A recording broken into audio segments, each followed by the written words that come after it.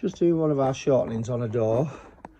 Every now and again you find a bit of a fault, perhaps the veneer isn't stuck down, or the saw churns up the veneer. Right, I'm just doing another alteration. Every now and again you get a fault in the door, perhaps the veneer isn't stuck down, or the saw blade churns up the veneer, which it has done here. So the piece of timber that came off is missing, although some splinters are still there. So what I'm going to do is use the piece that I've cut off here, part of the veneer that matches, and glue it back down before we continue, because it's going to be easier now that I can get the clamps to it, rather than when the rail's back in. I won't be able to get through to it.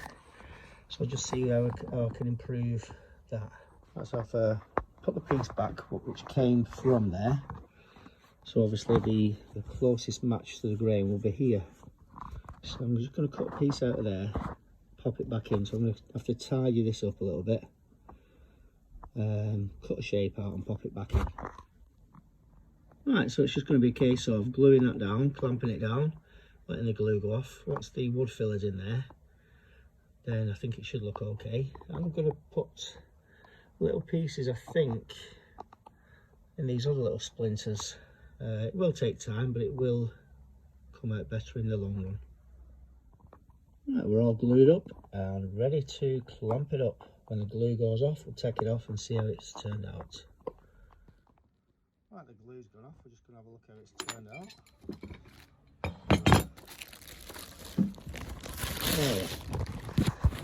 Yeah, so you can see that. Yeah, when the glue's off and the wood filler's in, that should look okay. Just going to address these other little ones. Perhaps a bit of wood filler in some of them. If the very small wood filler will do. If not, I'll pop a piece of real oak in there. And there's the repair done.